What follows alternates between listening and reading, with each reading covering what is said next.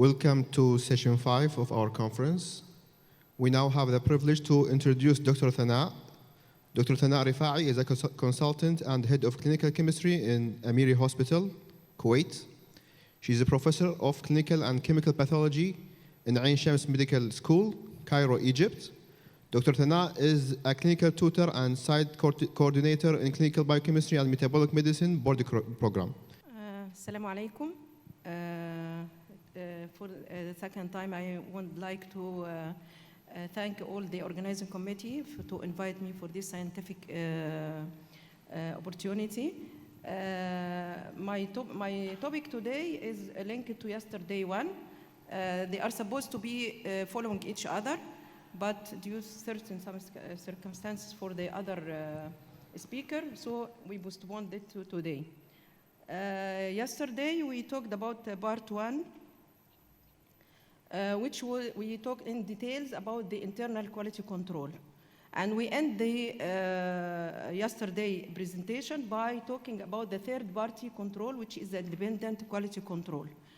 And today we will complete part related to this third-party control, which is the inter-laboratory QC program. We will talk in too much brief about the software of this program and the evaluation report and performance of it. Then we will shift to the EQA, which is the External Quality Assessment Program or Proficiency Testing.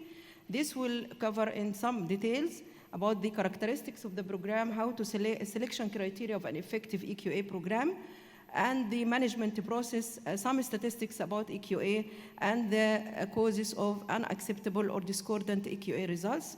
Then we'll go to the QC documentation and retention policy, and we'll go through some examples of inter-laboratory program and EQA troubleshooting reports. So what is inter-laboratory QC program? It is a means for statistically evaluating the analyte performance by comparing results of internal QC material to your peer group. So we are talking now about a software or a program which compares your internal quality control data to your peer group. It will compare your performance to the laboratory peer group, allowing an immediate action, because this is dealing with the internal quality control, so it will be on daily basis. So it will allow you to have an immediate action when potential problems are detected. Why inter-laboratory QC program? Because regulatory and accreditation organizations highly recommend participation in an inter-laboratory program, like ISO 15189 and others. It complements, is replacing or complement the EQA. It complements the EQA program and verify the performance on daily basis by internal quality control, as we said, to comparison to peer group. There are two main basic statistics in this inter-laboratory program, which are the SDI, the Standard Deviation Index, and the CVR, which is the CV ratio. The SDI is investigating the test or representing the test system bias or reflecting the test system bias, while the CVR is reflecting the system imprecision. The SDI, like the external quality control, it is the difference between your lab mean and the consensus group mean in terms of standard deviation. And the CVR is just dividing your lab CV by the consensus group CV. Both statistics are compared to this acceptable performance if they are below 1. Between 1 and 1.5, it's acceptable to marginal. More than 1.5, it is marginal performance and may need to perform corrective action. So more than 2 is of an acceptable performance of sure. This is one part of the software. I will not go through all the parts of the software, but this is one main part when you want to look at your internal QC data compared to your peer group mean and your cumulative mean. So in this part of the software, you have on the left side your enrolled instruments underlying the programs and the analytes. And here you can, when you select the level chart, you can have the analyte and details of the analyte, and you can have the levels of internal QC with all your data, and you see these 3 lines The one in black is the peer group mean. The one in blue is your fixed mean when you entered it in the beginning of enrollment. And you have the pink one, which is your cumulative or floating mean. This is with time, it's compiling more QC points on daily basis. And this level 1 and this other one level 2, and this chart shows you the means are very close to each other. There is no significant bias. Another part of the software which is related to what we talked about yesterday about the sigma metrics. And we said if you don't have enough informatics, you can use the Westgard sigma-based chart, multi-rule chart, to know to design your internal QC frequency, number, and rules to be applied based on sigma metrics.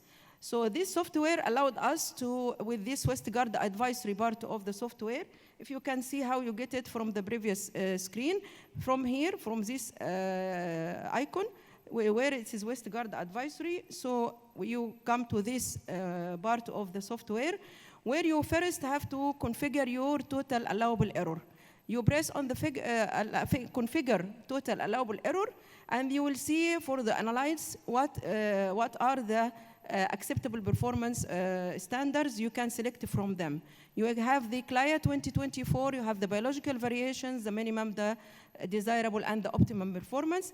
When you select it and you fix your total allowable error, you will go to the next button, which is design QC rules. So in this part of the software, you will have the design of the suggested rules to be applied with the number based on the, it will show you first for the analyte the bias, your bias percent, and your CV and the sigma metrics calculated as per the previous equation. We said sigma metric equals total allowable error minus bias percent divided by the CV percent. So these are the data where the sigma metrics is calculated, and this is existing rejection rule, but this is the suggested based on Westgard nomogram. So it gives you the rejection rules and the number of quality control or levels you have to run. Another advantage of enrolling in interlaboratory program and using it, it gives you a monthly evaluation report where you have, it alerts you about any violation or any unacceptable results regarding your SDI and CVR. SDI, or we said reflecting bias, and CVR reflecting imprecision. And it alerts you also to any data exclusions and also if late results submitted. And also it allows you, this monthly report help the lab in the long-term management of performance to achieve the required goals admitted.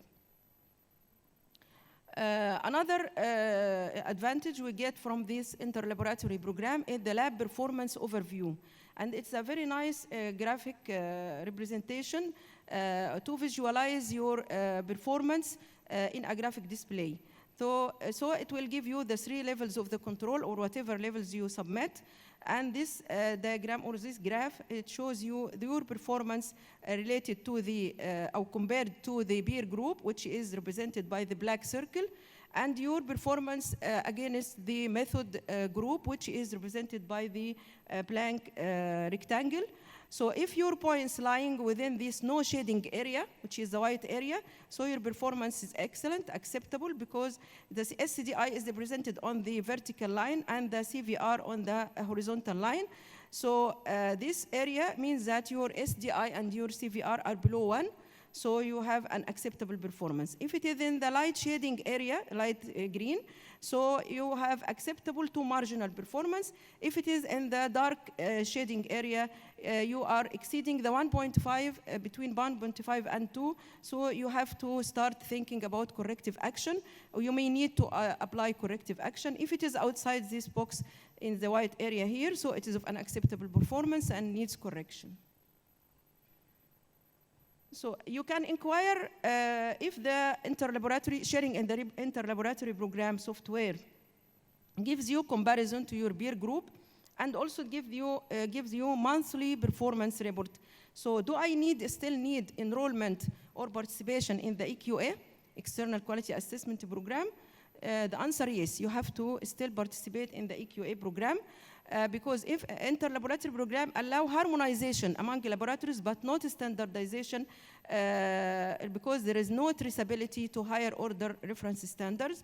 Another reason is the commutability of EQA. Yesterday we said about the internal quality control materials that it is non-commutable. It is not resembling the patient sample or not behaving like the patient sample because it is treated to increase its stability and to adjust the desired concentrations. Unlike the EQA, which is commutable and resembling the patient sample. There was a tendency to call it internal external control, but it is not correct because it lacks the main characteristics of the external quality assessment, that is being of unknown concentration to the lab. So for all these reasons, it's very important to participate and to enroll in EQA program. Now we'll shift to the external quality assessment program, or what's known as proficiency testing. It is a system for objectively checking the laboratory's performance using an external agency or facility. It is adjunct to effective internal quality control, but it is not a replacement. It's looking retrospectively to accuracy and overall comparability and not in real time like the internal quality control on daily basis. It's of educational support. It is not a threat. Don't deal with the external quality assessment as it is a threat or for punishment. It is of educational support and information, as we will see. It provides independent objective data for lab performance and comparison of methods. It provides assurance of comparability over time and geography because you are compared at the end of cycle report. You see your result within your group and within the world laboratories sharing with the same program. If you choose effective EQA system, it achieved by good choice of an EQA design. I will show later how to have a good choice of effective EQA. And sufficient number of participants is very important. And full participation and optimal use of the information given by the EQA is essential to have an effective one. So when you come to select or to participate in an EQA program, what are the selection criteria you have to follow or you have to consider? First, you see the EQA material. What is its origin, matrix effect, stability, number of analytes in it, range of concentrations. Does it cover all the clinically relevant concentrations? Another criteria is the data processing, how this EQA system is processing your data or grouping of your results, all methods, instrument group, peer group, how they are doing the statistical analysis. Another criteria is what is the target value they are using. They are using assigned target value or consensus value, or the best is to have a reference value analysis, which is analyzed by the reference method. Also in the criteria, we have two types of frequency of distribution, the high frequency and the low frequency. The high frequency is the one where you analyze your sample every 2 weeks. Sure, it's of better database, reliable assessment, and it gives you a better error detection probability. But on the other hand, it's of high cost and it needs more processing work. The low frequency one, when you analyze the sample every month, it's of lower cost, less processing work, less requirement to participant, but on the other hand, it's of less statistical power, difficult assessment, and lower probability of error detection. Other selection criteria, you see how this, the performance data report you are getting from your provider, is it structured and informative rapid feedback? The availability of interactive communication with the vendor or with the providing organization. Added value is giving you a method report, so it gives you a summary of other methods other than your method, so it's informative. Web service, all the EQA now, they are web-based. The cost is an important criterion also, and confidentiality. So this is the process how EQA is going to work. It's between the provider and the participant laboratory. When we get the cycle of about 12 samples, along with the calendar and instructions to use, or instruction for reconstitution and handling, the lab will analyze the sample at its due date, then submit the results to the provider, who will do the statistical work and the report and prepare the report and submit it return it back to the lab, who will receive the report and do the troubleshooting and the corrective action. So what about the management process of EQA? We said as information you are getting from the EQA is very important. They must be directed toward improvement. We said it is not for threat, for punishment. It has to be directed toward the quality improvement in the lab to receive the full value of sharing or participating in the EQA. You have to handle, it's very important to handle and analyze the EQA sample and treat them same as patient sample, and monitor and maintain records, investigate deficiencies, manage corrective action efforts, and communicate the outcomes. So when you get unacceptable result of EQA, how to investigate them? First, you have to gather and review data on the analysis date. All the data on the analysis date you have to do to collect them and gather them and review. Calibration data on that day, internal QC data, an instrument log for maintenance, water condition, temperature, pipettors, probes, reagent lot number, expiry date, any change of methodology at that date. And then you review the printed EQA results for any typing error. You know that we are keeping the original EQA report or results, and you are entering the data or submitting them web-based or online. So you keep the original. It's very important for any typing error, which is the most frequently cause of error in the unacceptable results of EQA. Then you classify the problem. Is it in the, as we'll see later in details, is it a typing error, it's analytical error, or it is due to improper handling and processing of the EQA material itself.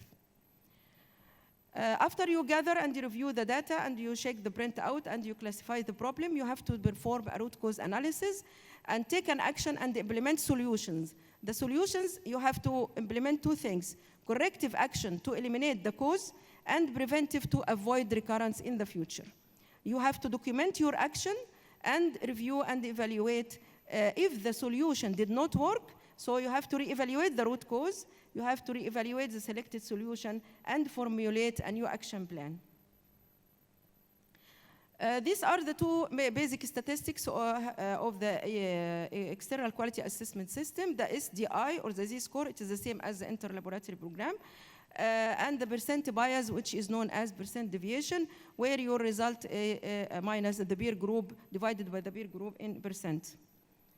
So now we come to the how to read an EQA report. So we have 5 parts of the report. The cover page, simply it gives you any alert and note about any unacceptable SDI, more than 2 or late results.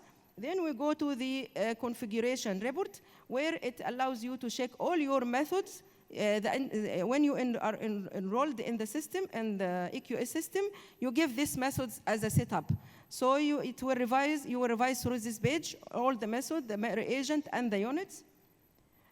Then you go to the sample summary report, where this is a summary of the program you are sharing in, with all the analytes, the unit, the result, the mean, the Z-score, running mean Z-score. Then we come, this is very important, is the analyte report. When you go for each analyte, you have a page like this, where you have your cycle and your sample and your result, the mean of comparison, the different means, and the mean of comparison is in this rectangle, and you have the Z-score. And these are three histograms, where your result is shown among the mean in relation compared to the peer group, to compared here to the method and compared to the mood. And these two Levy-Jennings charts, one plotted on the x-axis the sample number and date, the other one is related to the sample concentration. So you will find the samples are grouped according to their concentrations at the same in the same area of the chart. Then you have this beautiful information about other methods. As we said, it's giving you a method report, other methods than your method.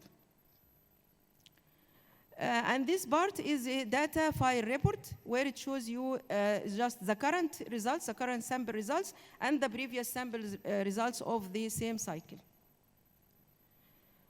This is another part of the report, but if you want to check it, you have to select from here. Instead of sample report, you have to go to quality specification report, where it compares your percent deviation or percent bias to the biological variation or the CLIA according to the one you select. So it will compare your percent deviation or percent bias to the acceptable one as you select from the list. So now, if you get an unacceptable result or discordant result, what could be the causes? As we said, we have to classify the problem. Is it the problem is in the EQA sample itself and handling problem, like inappropriate specimen preparation and handling, you didn't follow the instructions properly, or incorrect vial or sample assayed, incorrect storage of the EQA material, receiving incorrect survey samples, sample contamination, interfering substance, or material transport problems.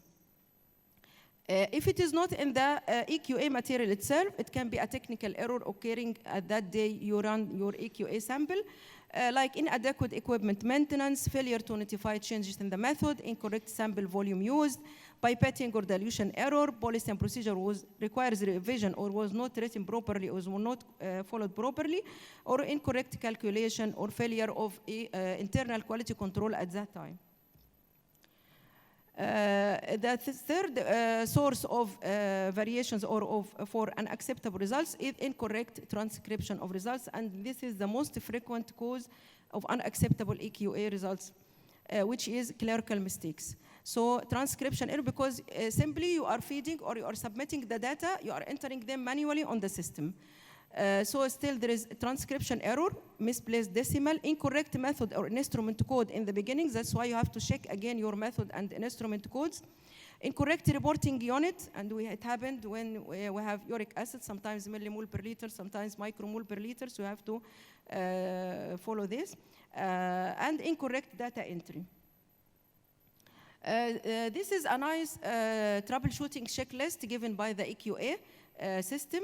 Where it gives you it allows you to do a proper root cause analysis, because it gives you all the things which can lead to unacceptable results. You just go, when you have unacceptable results, you just troubleshoot through this checklist and you fill it and submit.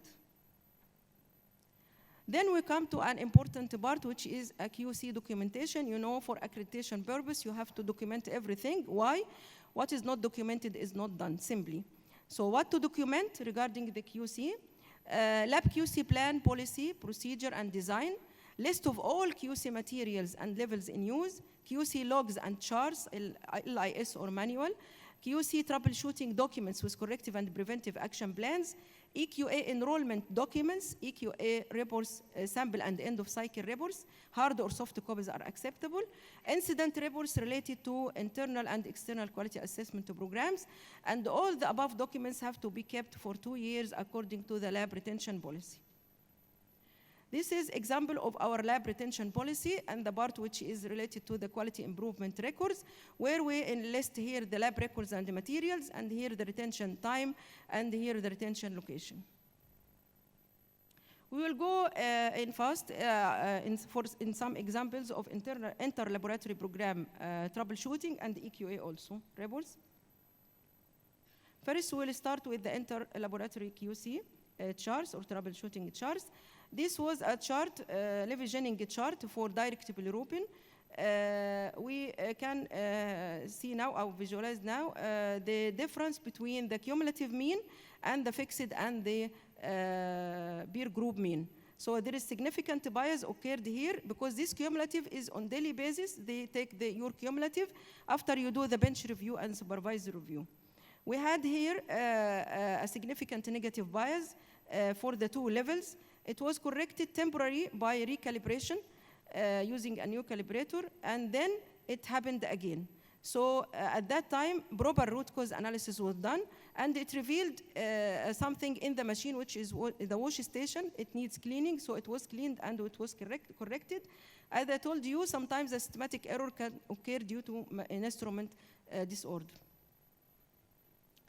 This is another chart, Levigening chart. This is the opportunity. You have the opportunity also to do overlaying of your levels. So you can see or visualize your levels on one chart. And this was a result which was accepted in this analyte, because this is alkaline phosphatase. And the suggested rule we found in the Westgard advisory was 3.5S as the rejection rule. So that's why we didn't reject this point. For EQA troubleshooting cases, we have some interesting cases. This is a sample summary report for a chemistry sample. I don't know if you can see properly. For chloride, you will find a Z-score of minus 61.7, which is extremely high. And when you find like this score, you have to check for typing errors or data entry error.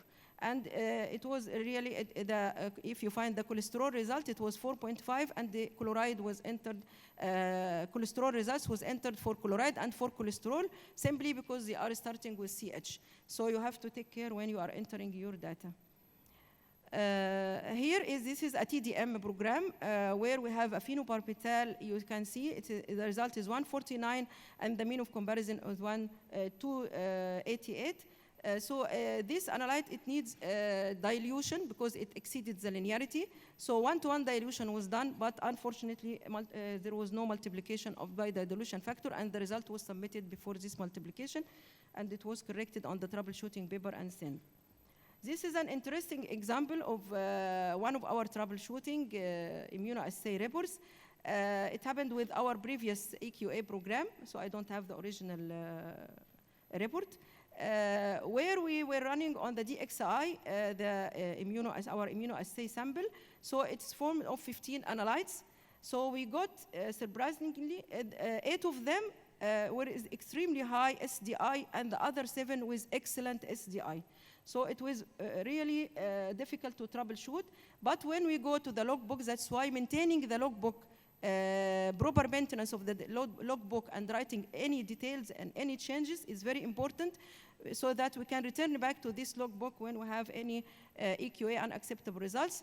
And at that day, we found that, that the XIs have 4 pipettors, and they are working together. So one of the pipettors was out of order. So the test which was done with this pipettor was giving a markedly high SDI. The test was done with other pipettors with excellent performance. And this was written in details on the logbook. And then when we rerun the result, it was excellent and it was within limits. So just to summarize, for the interlaboratory program and the EQA, interlaboratory program is a means for statistically evaluating the analyte performance by comparing results of internal quality control material to peer group. It complements, as we said, it does not substitute, it complements the EQA program and verify the performance on daily basis. EQA is a system for independent objective checking of the laboratory performance using an external agency or facility. EQA samples should be handled, analyzed, and treated same as patient samples because it's for a good information to you. Information received from EQA participation must be directed toward improvement in the laboratory to receive the full value. So it's mainly about quality improvement. Proper management of unacceptable performance through root cause analysis, implementation of proper corrective and preventive actions, verification of the remedy, and proper documentations are essential for effective EQA. These are the references I used, and thank you. Let's extend another warm welcome to Dr. Dan, who rejoined us for the second session on today's program. Thank you. Thank you for the invitation again. And this is the 4th of 4, so this is the last time you have to put up with me. Thank you for the opportunity to speak to you. I want to flesh out this concept. It's a business concept. It hasn't really made it into lab medicine yet, but it has under another name. So the idea is called hyper-automation. Okay? So hyper-automation does not refer to automation that is taking Ritalin.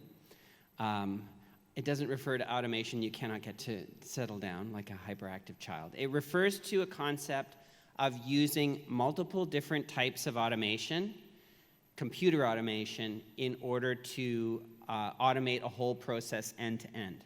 The most important one of these is robotic process automation. So what I'm going to be focusing on today, and what I'm actually speaking about the American Association of Clinical Chemistry meeting, is robotic process automation, which is a fairly old concept in many other industries, but hasn't made it into healthcare very much.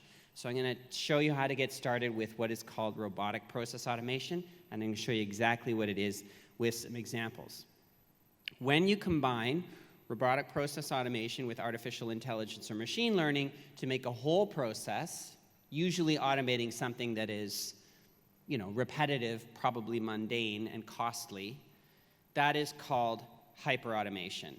And lots of industries are using hyperautomation to manage client interactions. For example, if you wanted to pay a bill or something like that, and you were interacting with a website online, you might be actually interacting with something built with hyperautomation.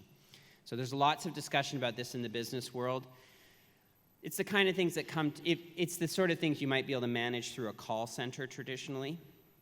So I want to focus on robotic process automation, some use cases for robotic process automation that you might be able to apply in your lab.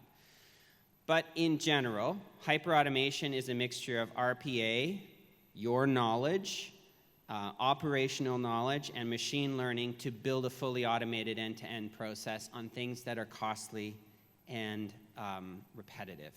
Now, the key glue to this is RPA, robotic process automation. So RPA refers to software that you can use and you can compose programs on, macros on if you want to call them that can mimic human behavior through a graphical user interface. So, for example, RPA software can move the mouse, can click on a window, can enter text, and so it acts like a human. And you might say to yourself, why would I want to do that? Well, sometimes you don't have the ability to connect to the back end of a computer system. You can only interact with it through a front end. So let's take, for example, this is a really good example of RPA, a success story. So a year ago, I have this friend who is a dentist in Iran, and she has to write the Canadian board exam for dentistry. And on the day of registration, she got up really early, and she said, she got on the website, and before she could even begin to complete the registration, all the spots were taken. And she says, now I have to wait another 6 months to write this exam. So this is last January. And she says, but sometimes there are cancellations, and I'm checking the computer every hour, and I'm going to miss the opportunity, and I can't spend all my time checking the computer every hour to see if there's a cancellation. I said, well, I would write RPA for that. She says, what's RPA? I said, well, you write a little computer robot program that checks the website every hour, and if there's a change in the website, it will alert you, and we can even make it so that it will enter all your information and click and do everything except click pay. We would want you to be able to decide whether you're going to pay, because it's quite expensive. So, in the beginning of January, my friend Mahdi and I wrote this RPA that was checking this website every hour and waiting for a change. And she wasn't checking every hour, it was just checking every 10 seconds. So it checked every 10 seconds, and we started going about January the 15th, 2023. On Nowruz, which is Iranian New Year, this young lady was at a concert, a musical concert related to Nowruz, and her phone goes off and says, there's an open spot, but she doesn't feel it. She doesn't feel her phone. But for 3 months, this thing is running. Anyways, by happenstance, the singer says, everybody take out your phone and turn on your light and do this. So she takes out her phone and she turns on her light, and she says, oh, I've got an alert that I can register. So she gets on her phone and she controls her home computer and she finishes her registration. That's an example of RPA, because what it's doing is checking the website, entering your data. So Excel macros are a type of RPA. So why should you use RPA? Well, some forms of work are highly repetitive and amenable to simple automation, and you can generate savings and you can improve morale, because if people are doing things that are boring and repetitive, they tend to have low job satisfaction. So the other context where RPA is useful, let's suppose you have a large task that is kind of like an interfacing task. I'll show you what I mean in a second. But you only need to do it once. And you wouldn't want to pay for a properly developed database-to-database connection. You just want to do this one hack to get all this data from one system into another system. The other context is that you might not be permitted by the vendor to access the back-end data. You might only be able to get front-end data. So an example would be, maybe you wanted to collect statistics that were reported daily on a website. You could go to that website and pull those down daily and automatically. So here's my first use case of RPA. At that time, it wasn't called RPA, but this is the case description. 2011, the renal group at our hospital had 2,500 dialysis-dependent patients in this so-called CanPredict study, and they wanted to log in baseline blood work on everybody. They had 2,500 blood collections, serum collections on these people, and it was the identical blood work that was being ordered on every single patient. These needed to be accessioned, and the orders needed to be placed. So if you do the calculation out on 2,500 people, it's about 80 hours of tech time if you allot for 2 minutes per registration and per accession number. So I said to the senior lab tech, I said, I think I can write software that will do this in a few hours. They said, oh, really? I said, yeah, give me a couple hours. So I had to decide what tool to use, and I settled on AutoHotkey. Now, AutoIT is a closed source version of AutoHotkey. AutoHotkey is actually a fork of AutoIT. But both of these they do very similar things, and you could choose either one of these. These two products, if you want to call them products, these two tools are limited mostly to typing and mouse moves. They don't have a lot of AI for detecting images on screen. Many software packages do, but these ones don't. So I settled on AutoHotkey. So I wrote an AutoHotkey script in about 2 hours. And it's called AutoHotkey because usually you activate your script by choosing a keyboard shortcut, which you call a hotkey. That's why gamers like using it, because you can very quickly enter a bunch of keys all at once. So the script was composed in a text editor like Notepad or something like that. And then you compile the script, and then the script executes. So I want to show you an example of an AutoHotkey script that I wrote on the weekend just to illustrate this for you folks. So anyways, I'll finish the story. So the script took about 2 hours to write. It read in the health record numbers from an Excel file. It tabbed into the electronic health record. It entered the MRN. It created the accession number. It ordered the necessary test, and it printed the barcodes. So you can imagine people's amazement when I press go, and all of a sudden the mouse is moving and the typing is happening really fast, and the barcodes start rolling out on the printer, right? So in 2 hours, we had completed what would be 80 hours of tech time, and the limiting factor was that the barcode printer was running out of paper. And that gives you an illustration of an easy application of RPA. So here's an RPA demonstration for you. This is the code for AutoHotkey, and I think you can sort of read it. It's not very hard syntax. I want to run Google Chrome, and I want to go to kuwaitlab2024.com, and I want to do it in a new window. I want to wait 5 seconds, because you do have to wait. When you're doing RPA, you have to be very careful that you don't because it types really fast, right? So you don't want it to type too fast, because you have to wait for the Kuwait Lab 2024 to come up. So you have to implement delays. Then I said, I want you to tab 7 times, wait 1 second, click enter, wait 1 second, tab 12 times, wait 1 second, and hit enter again. So let's see what this exciting RPA demo does. So I've got a video of it here. I'm just going to try and click. How do I click play on this? Maybe I just. On my screen, there was a play button. Oh, here we are, down here. Maybe I need to turn that off. Arrow options. Hidden. Let's click play there. There we go. Okay, so so I'm executing that program right now. And it's opened up Kuwait Lab 2024. It's hit tab 5 times. It's clicked on speakers. Now it's tabbed down to Dr. Ahmad and has opened up his bio. So every time I run this, it's going to open up a new window. It's going to go to the speakers tab. It's going to bring it down. It's going to open up Dr. Ahmad's bio. Now, we probably don't need to write an RPA for that, but that's just an example of how you could use RPA to do something repetitively. Now, I don't know that we need to go to Ahmad's bio over and over again, but you can see how that might be useful. I use this to download a daily report. I download QCs daily, like QC reports daily, so that I have them and I can pull the data out and store it. Now, sometimes you are specifically wanting to automate something that is just in the browser. So you can use AutoHotkey to automate things that are in the browser, but there are limitations on how it's designed in terms of how it can interact with a browser.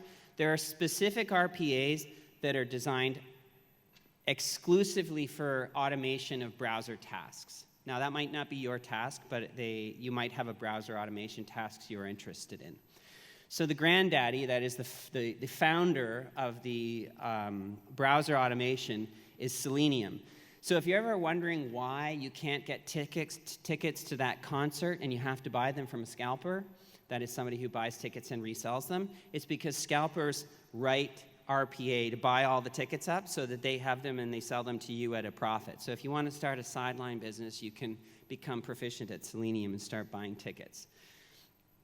So the browser tools that are available for you in Selenium are much more sophisticated than AutoHotkey, and they're much more tuned towards browsers. So these are some examples of browser automation softwares. The only one I've ever used is Selenium to a very limited extent, and I used another one called UI Vision. UI Vision is able to read pictures off the screen because the elements that you want to click in a browser are not always a traditional web element. Sometimes they are an image.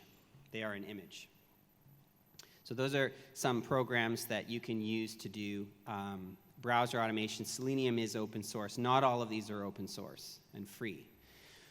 But when you want to do a really fulsome task in RPA, you want one ring to rule them all, right? You want one RPA software that can do everything.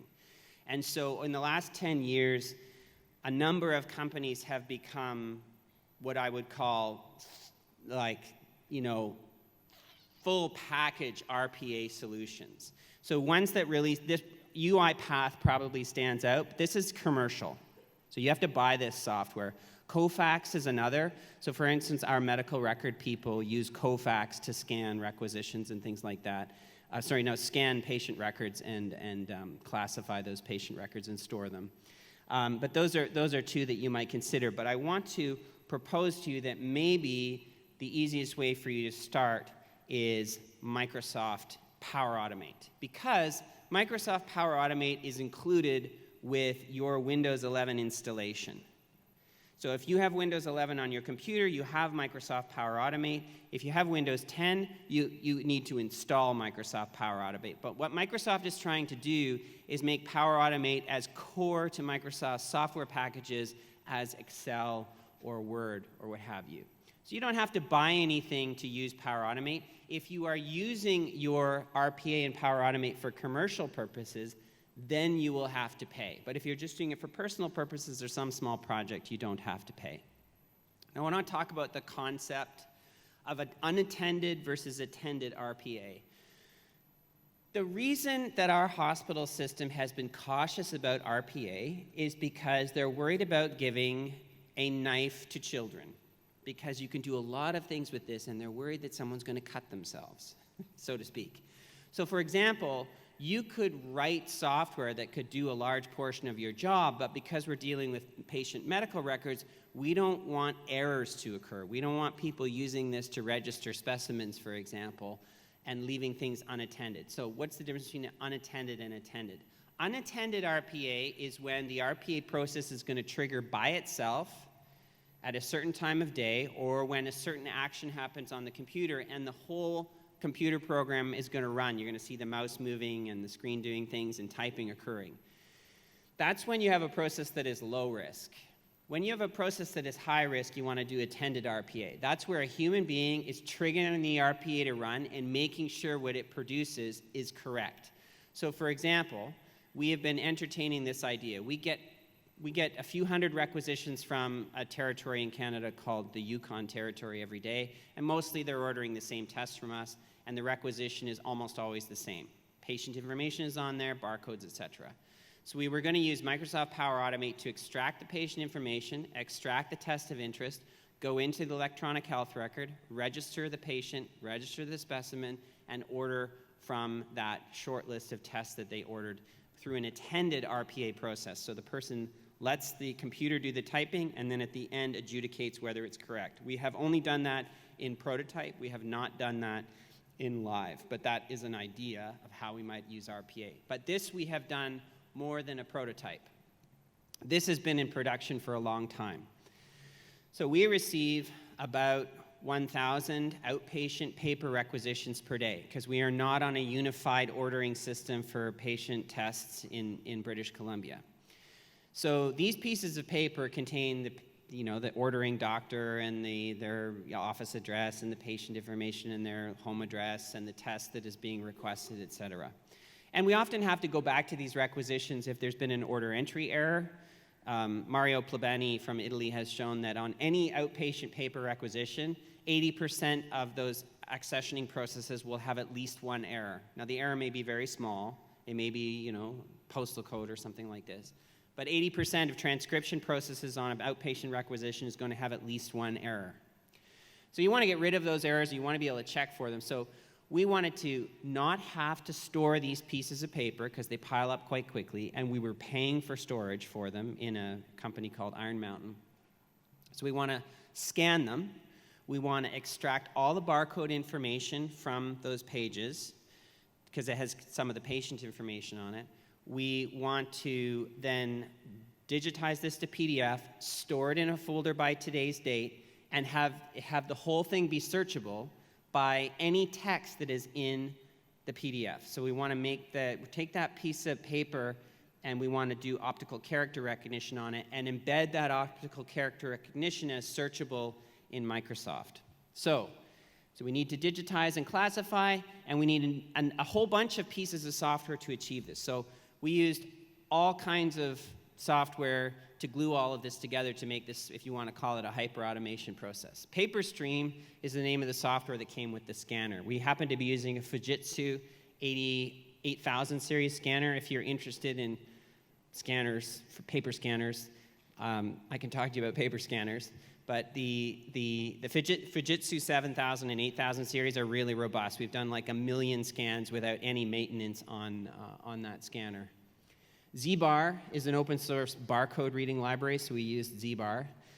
We used, one organization was using these data matrix barcodes. We used this open source package libdmtx to decode them, and we used this software package called OCR My PDF, which will take your PDF and perform optical character recognition and save all of that text data over top of the PDF so that PDF, which was formerly just an image, is now searchable for text, which you can see is very handy. And underneath the hood on OCR My PDF, the tool is a neural network called Tesseract. So that's another AI in medicine thing there. So we decided to use Power Automate as the core software that orchestrates the whole process of looking for barcodes, looking for data matrix barcodes, converting to PDF, performing the OCR, and then finding patient record numbers within the OCR, and then storing it in a folder by today's date. And so Power Automate becomes the master of ceremony, and it can do both, as I say, it can do, it's installed with Microsoft Windows 11, and attended RPA activities are free for a single user. So Microsoft Power Automate does not for free let you have things trigger on their own. So you have to be there, turn on Power Automate, and say go. But that's what we were doing with scanning, so it didn't matter. In the language of Power Automate, the flows, a flow is a process. It's just a nickname they have for a Microsoft Power Automate program. It has all of the things that you've seen in other programming languages, but it's no code. So you don't have to learn how to code if you don't want to. So this is a no-code, low-code tool. So a layperson can do this. It's totally transparent what's happening, and you don't have to learn any programming languages if you don't want to. Now, you can incorporate programming into Microsoft Power Automate if you wish, but you certainly don't have to.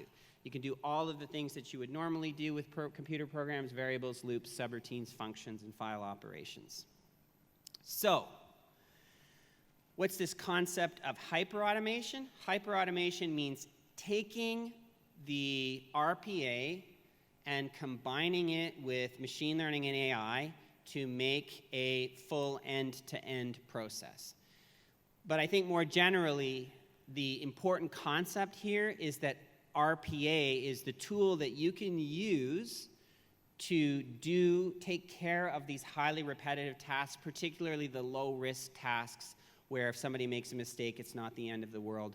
You can go and clean up the mistakes later on. Of course, if we're dealing with patient records, we have to be more careful. So how did we do the deployment? How do you do the deployment of these things? So one of the challenges you have if you're making these kind of custom software applications in-house is that they're stored on a local computer. And if that local computer goes down, your software goes down. So one of the ways that we have been experimenting trying to make these things more robust so that there's no problem if there's a power outage is by putting them on a cloud services. So you can take anything that you make in Power Automate and you can host it on Microsoft Azure Cloud so that the software you've written is living on a computer owned by Microsoft and is replicated across multiple places in Microsoft's hardware infrastructure, so you don't have to worry about losing it. And you can do the same thing in Amazon Web Services or in Google. So this is an example of a hyper-automated process, if you like. We're not using any RPA here, but this is what we have set up as an experiment for dealing with quality control material. So it was a good segue from the last talk about quality control. We all know we all know the Westguard rules. So our idea with Microsoft was the Westguard rules are reflective of a more general phenomenon, which is sometimes there are anomalies in processes that should be pretty static. So with QC, we should get the same result all the time. There are techniques for identifying results that are different from what they're supposed to be other than Westguard rules, right? And in a modern approach, Microsoft was helping us to make an anomaly detector for the QC data. And so having done that, what we wanted to do was have a process that goes like this. Every half hour, every 15 minutes, an RPA process grabs our QC data from the lab information system. It exports that QC data to a database on cloud. Once in the database on cloud, the anomaly detector runs. So that's the Microsoft Horizon AI machine learner runs and tries to detect anomalies and also applies Westguard rules. Tries to detect anomalies. If it detects an anomaly, it gives us back down a signal by means of an email or a ping or a text message or something like that in order to alert us that we need to look at this quality control. We are doing the same thing for moving averages on our outpatient data. So rather than using QC, we're doing patient-based moving averages and using anomaly detecting techniques. Same process, data comes out, extracted automatically through an RPA, goes to cloud, the anomaly detector runs, and signals come back down by way of email. Here's another one that we've been working on. We call this, it's sort of a modern take on the delta check. I think everybody knows what a delta check is. You know, you look at the old result, you compare it to the present result. If they're too much different, then you say we should hold this result back. Let's take CBC. Our CBC panel has 15 components to it. Now, you can imagine that if there's a delta check on CBC, like, you know, there's a big blood loss or there's a transfusion or it's the wrong patient specimen, you can imagine that it's not just going to be hemoglobin that's going to be affected. Red blood cell count will be affected, and hematocrit might be affected. Other components might be affected. White blood cell count might be affected. So what if you built a detector, an AI detector, that looked at all of them all at once? Now, instead of doing single analyte delta check, we do a multi-analyte delta check. So that's what we tried to do with CBC. And what we found is that we can make something that's much more sensitive to finding delta checks than a traditional single analyte delta check. Now, how did we check? How did we create data that we could test? Well, we just took patients from the same ward and swapped their CBC results. So we say, okay, these patients are swapped. That's a real error. And we use that to train the model. Swap data is an error. It trains the model. And then we can detect errors later on. And the The software goes through the same kind of process. It extracts data off the back of the Sysmex analyzer. It puts it up to cloud.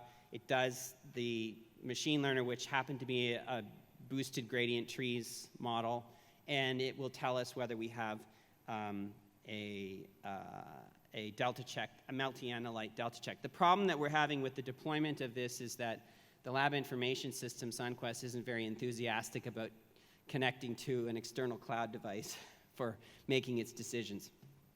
Finally, this is just an image of the I didn't mean to put this in. This is not supposed to be here. I'm supposed to hide this slide, but this is an image of the network process, which is all to say, it looks very confusing. It's all to say that I'm very dependent on the software engineer that has helped me to set all of this up to run the background infrastructure that's necessary for this multi-analyte delta check. And finally, another example of a process that is sort of hyper-automated. We have an Oxford nanopore gridiron, and on it we do CMV full genome and we do HBV full genome. And when you do the analysis of these, it's quite time-consuming process sitting in front of the software looking for SNPs, looking for virulence factors in these genes. So we said, okay, well, can we automate that process? Can we have the Oxford nanopore go to its computer, connect to Microsoft Azure, do the data processing on cloud, have the report come back down to the geneticist's desk? So we've actually just completed a working, functioning prototype of this with a great deal of help from Microsoft, and I'm sure they would be helpful to you too if you were interested in that. And we have completed the CMV portion of this, and we're working on the HBV portion. So this was an exciting and interesting process to be involved with also. Again, self-automated process. So conclusion. There are many tools that now exist to help you manage repetitive, simple, and even complex laboratory workflows, and many of them are open source with no cost of entry. There are large, skilled workforces available that are very knowledgeable in RPA. So if you need to hire an expert to do the RPA programming, there's lots of programmers in India particularly who can work remotely and help you set up an RPA if you have a process that you think is amenable to this. I like RPA for low-risk, repetitive, mundane tasks because, as you know, we have skilled workers in healthcare. Why should we have skilled workers keying in results, right? We heard in the last hour that the most common error in external quality assurance is transcription error. Well, we could write RPA that enters the data for us. That is a very easy task. You could take your results and you could have the RPA key in the results for you, do all the conversions for units and things like that to make sure you're entering it properly. And the cloud computing deployment assures that you don't have to maintain a server on site. You can use that cloud deployment, and you can be sure that if the process dies, like if your program dies, that it will turn itself back on as part of Microsoft's infrastructure. So I hope that has gotten you interested, and if I had one take-home message, it is, I would go on YouTube and I would look at a tutorial on using Microsoft Power Automate, and I would think of a process that you're doing that's repetitive and error-prone and boring and maybe emotionally taxing to those who are doing it, and see if you can write an RPA that can do part of that process. This is going to become quite common and de rigueur even in healthcare settings as time goes on. And I hope that that will get you started on your RPA journey, your hyper-automation journey. And again, I want to just thank the organizing committee very much for the hospitality that I've been demonstrated in both my travels here and in my time spending with you. So God bless you. I've really enjoyed my visit here with you, and I hope to return someday. Thanks very much. Thank you, Dr. Dan, for your informative talk. Our next speaker is Mr. Mohammed Ahmad. He's a country sales manager at Abbott Rapid Diagnostics in Saudi Arabia. He holds a bachelor degree from King Abdulaziz University Medical Laboratories and hold MBA. He has more than 10 years of experience in healthcare sectors and in vitro diagnostics in Saudi Arabia. Welcome. Assalamu alaikum wa rahmatullahi wa barakatuh. Hello, everybody. First of all, I would like to thank you for giving us the opportunity to meet our colleagues and our clients as well, and sharing the knowledge and with our lovely country, Al-Kuwait. By the way, this is the first time I visit Al-Kuwait, and thanks for the welcoming, and thanks as well for your hospitality. And I hope that we will enjoy in our presentation. My presentation will be diabetic management at the point of care. This is the outlines, or this is the agenda we'll go through about it. An epidemic, the shape of the things in the future, what is the coming projection for diabetes patient, what is the current guidelines and goals, and how we are aligned with this guidelines and goals, the advantage of the point of care at the testing and at the screening, and the last topic, it will be improving the operational efficiencies in terms of using point of care. Before I start, I wanted to highlight something. The lab is still the soul of the diagnosis, and point of care, it's a new technology generate to help to protect our health, to help our patient and save our patient's life. It's an epidemic, the shape of things to the come. Now, this is a clear fact. The diabetes incidence cases in 2021, it was almost 5,037,000. In Middle East, it was 73 million cases, and they are predicting and projection for 2045, it will be 136 million. This is a fact, and here I just wanted to. I'm not here to magnify the things or gain the diabetic, but this is the truth. This is the fact. 1 in 6 adults are living with diabetes in our Middle East, in our region. The number of adults with diabetes expected reach to 95 million in 2030, 136 million by 2045. 1 in 3 living with diabetes are undiagnosed, and this is really it's a constraint and create a borderline for diabetic community. 796 deaths caused by diabetic in 2021. So this is the shape of the future. We have to be ready. We have to prepare ourselves to facing such this epidemic. At diabetes, it's not a matter of increasing the glucose level in the bloodstream. Almost every organ in our body is affected by diabetic. Cardiac, it will affected, eye, skin, foot, every organ inside our body, it will be affected by diabetes. Underlying things, and there is a lot of consequences of diabetic patient, and like organ transplantation, renal failure, you wanted to renal transplantation. So it's not a matter of increasing in blood glucose in the bloodstream. No, it's complicated, and we have to take care about it, and we have to be ready, and we have to set a great management plan for facing diabetes epidemic. And also, when we talk about the financial or economical consequences, it's almost the investment for helping the diabetic patient almost a triple. In 2017, it was 727 billion investment for healing and helping the diabetic patient. This is the current guideline and the goal, and you will see how we are aligned with this guideline.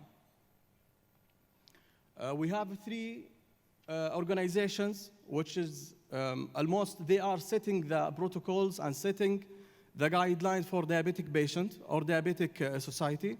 It's American Diabetic Association, European Society of Cardiology, and International Diabetic Federation. They categorize the guideline for screening and diagnosis for diabetic patient depend on the, let's say, age, physical, and they consider the blood testing and diagnosis and screening for diabetic. We will focus here on HbA1c. They all agreed that more than 7.5% of hemoglobin A1c in the blood we are considering as a diabetic patient. From 5.7 to 6.4, they are considering pre-diabetic patients. So we have to take care about these people. We have to advise them, encourage them to take care of their health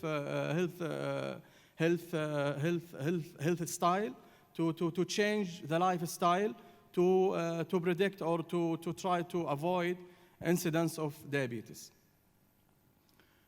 This is the current guideline for testing frequency in comprehensive diabetic evaluation. There is 4 parameters.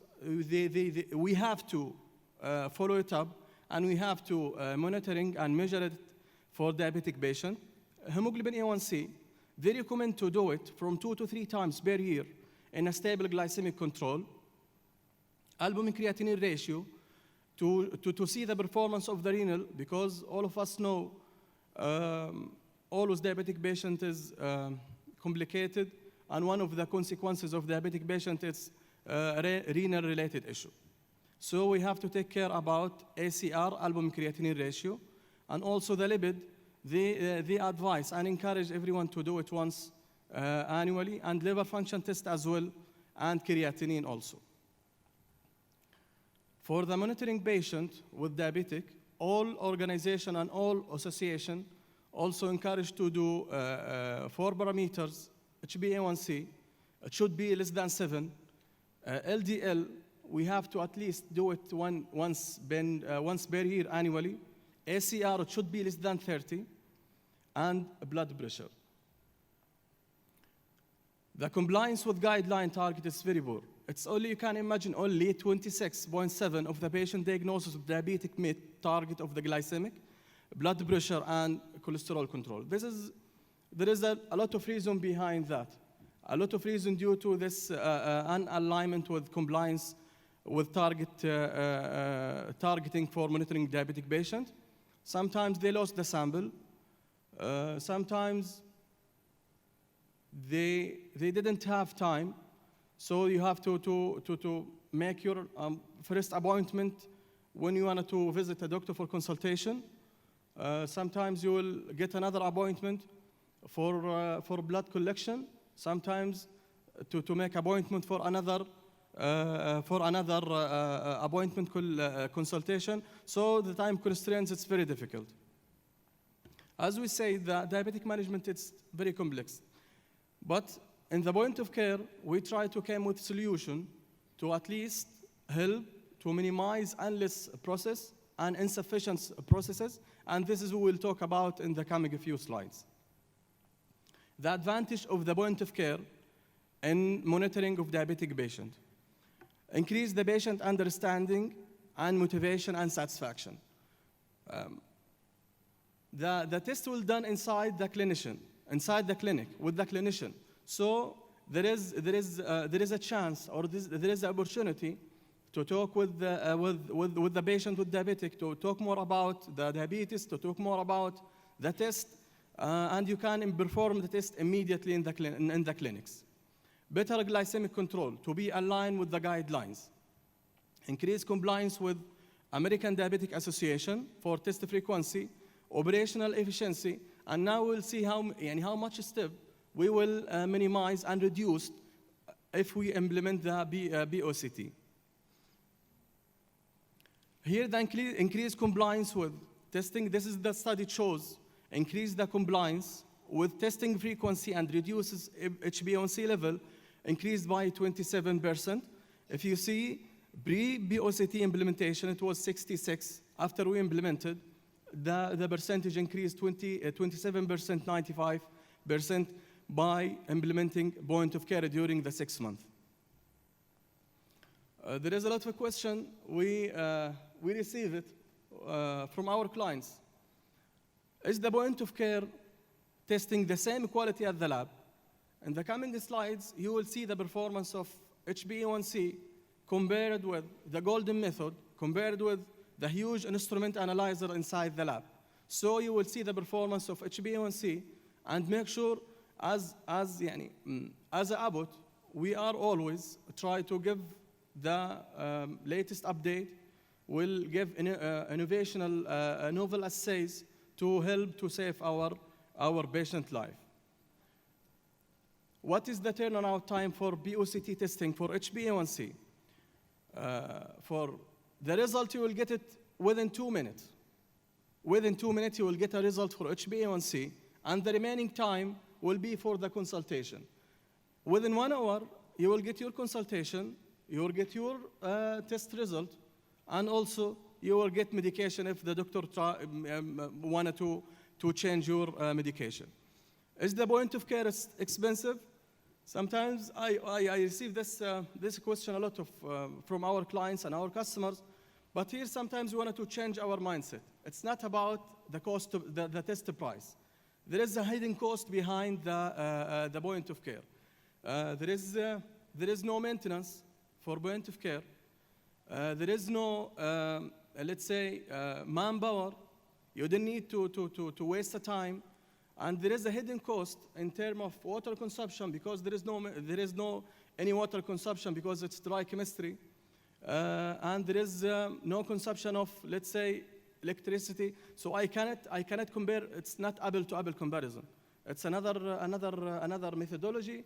It's another, let's say, it's another process. So I cannot compare the point of care testing to the lab because there is a lot of hidden cost behind the test of point of care. Yeah, this is the performance of point of care analyzer, Athenian 2.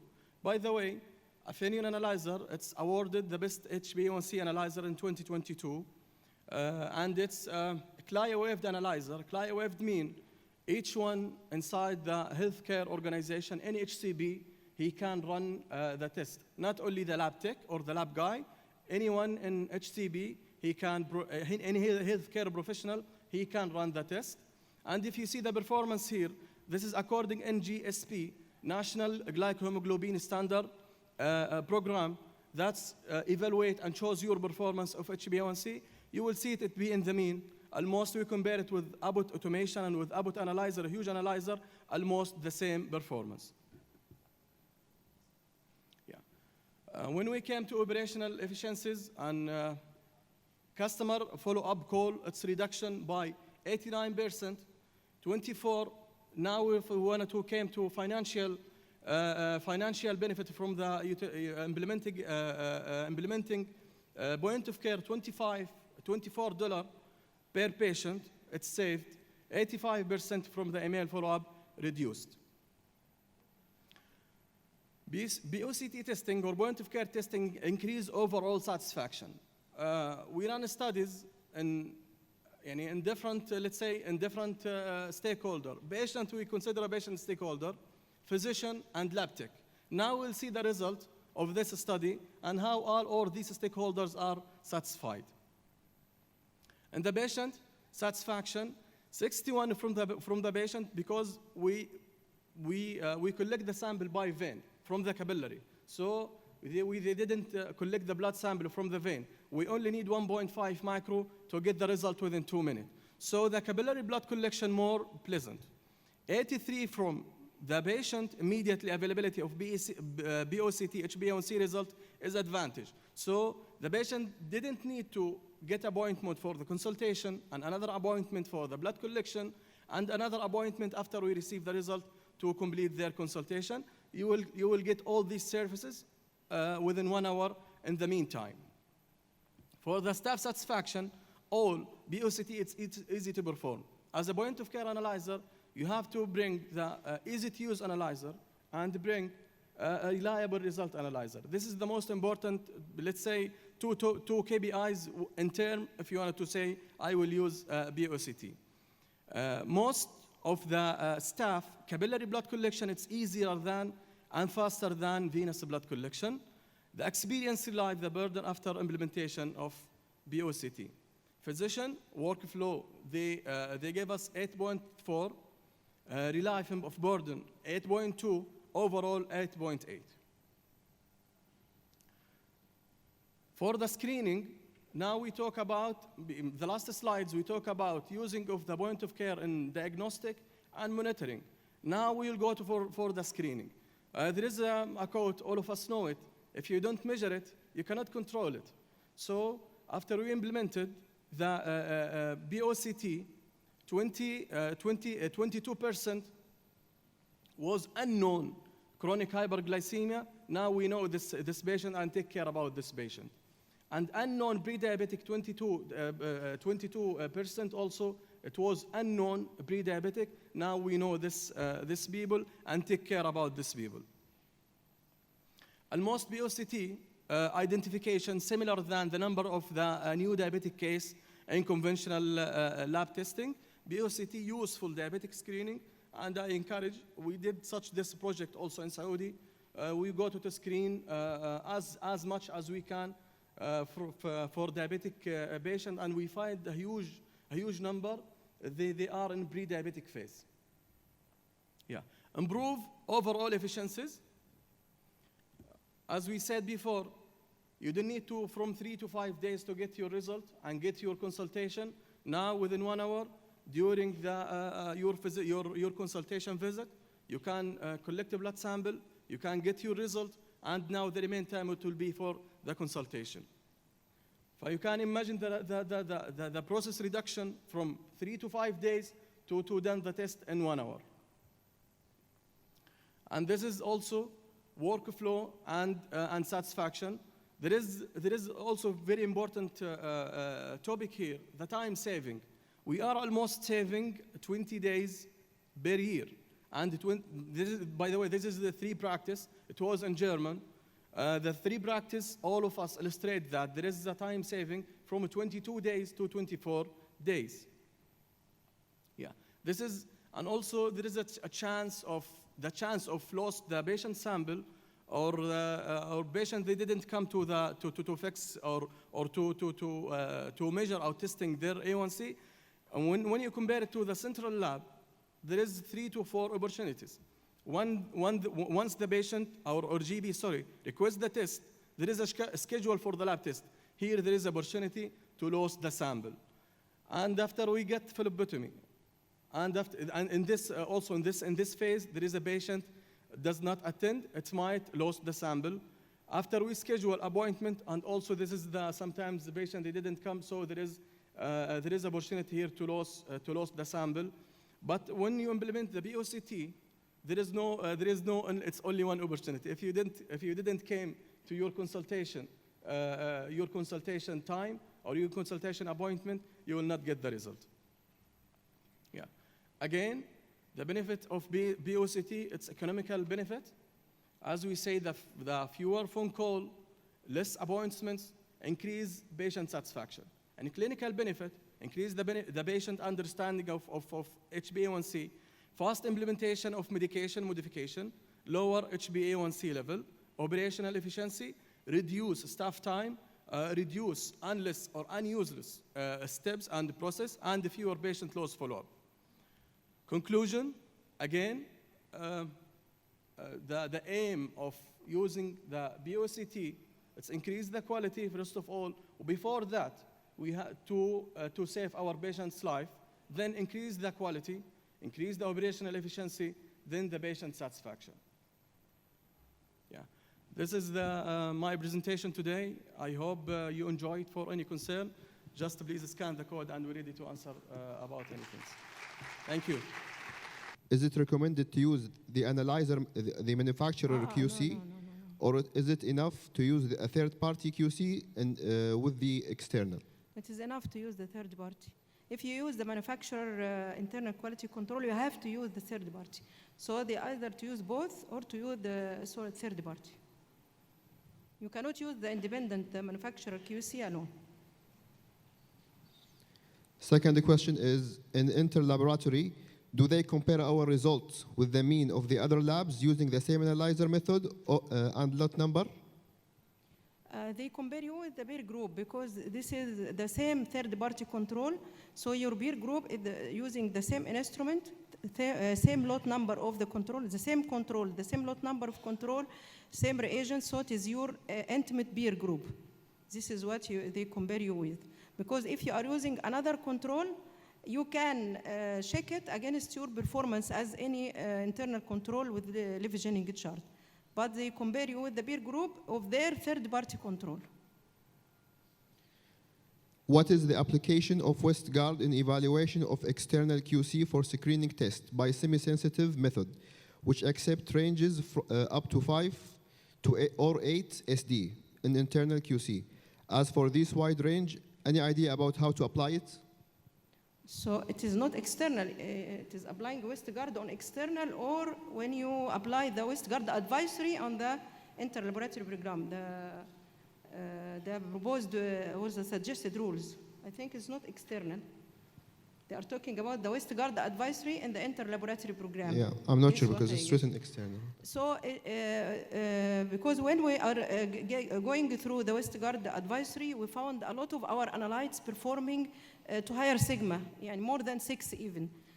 We got even 11, more than 11. So whenever you have a very high sigma, so you need little number of control to run per day, and with only one rule violation, you can use it as rejection rule, and with very huge run size. As we said yesterday about the sigma, you can run sometimes if it is more than 6, within a run size of 1,000 patient samples, you can run 2 levels of control, and it's satisfactory, because meaning a very high sigma means the stability of the equipment or the stability of the assay. So it is very stable. With time, it is not fluctuating. But when it is of low sigma, this means that it is unstable performance.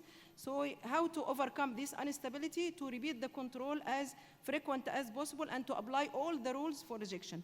And if it is below 3.5 sigma, even with running all the controls and the rules, you are not controlling your run, and also you can have unacceptable results. And at that time, you have to search for another methodology or to reduce the analytical error as possible. And in some things, they are telling some of the assays with bad quality or bad sigma, you can run with each patient sample 1 control to be satisfied or to be sure that the result is high quality.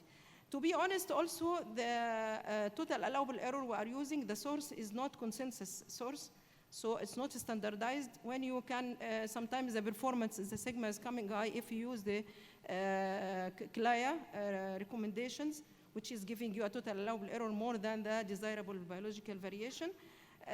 But until it is standardized, we have the choice. We can choose CLIA 20, and now CLIA also improved. They updated 2019 and then 2024. Before it was very wide, giving allowable error, which is very wide. But now with 2024, it become near to the biological variation.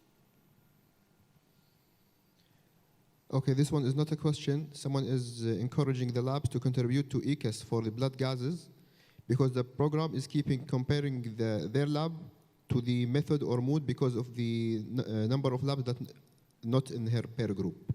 Yes, this is. Okay, thank you, Dr. This Thana. is a question, or No, it's just a comment. Dr. Dan, I have 2 questions here. The first question is, do you have any experience with the automation tool Zaber? No. And have you used Zaber? it? It's called Zaber? I don't know, Zabe? No, I haven't used it. And But there's many. It's a crowded market. And have you used it for any data automation? So you didn't use this? No, I haven't used it, but there's a lot of software offerings to do this because this is a big industry. So it doesn't surprise me that you just pick one and you get good at it. Okay. Now the second question is, can we use the RPA softwares on offline modes like the one that we have, the hospital information system, the HIS? Sorry, that on an offline mode? Yes, because our HIS system is not allowing us to connect through the PC with the HIS on. Okay. Does it connect to the internet? No. That would be the question. But maybe answer more generally. Microsoft Power Automate is intrinsically web-based. So your flow exists on the web. I'm sure there's a way to get the flow to exist locally. You probably have to pay to do that. But you don't have to be connected to the internet is the answer to the question. So you can run flows locally from, or you can run RPA softwares locally so that they're just operating on the one computer by itself independently, or you can have them interacting with the internet or with, but if the health record can be brought up through a browser, then you could have it interact with the health record. But then you're kind of in dangerous territory in terms of privacy when you do things like that. You have to be thoughtful about that you're not going to do anything that is interacting with the patient record unattended. Okay. The last question is it applicable and practical to introduce automated lab reception that relies on patient fingerprint for data entry and sticking barcodes to avoid mislabeled samples or incorrect labeling? Yeah, I mean, I think automated patient reception is a pretty good idea. The problem is, of course, that you can't automate most of the time when you have a patient reception transaction, there's going to be a blood collection associated with it. But certainly you could have, like our provincial health card has a barcode on the back with all of the information in it. You could have that barcode scanned and have the reception process be automated. And then the secondary part of the process, the collection, would obviously not be automated. So I think that's an interesting idea. We don't do that, but it seems like an obvious improvement of patient experience in terms of speed. Maybe not in terms of friendliness, but in terms of speed. Thank you, Dr. Dan. Thank you, Mr. Mohammed. We would like to invite Dr. Pisam to give the certificates, please.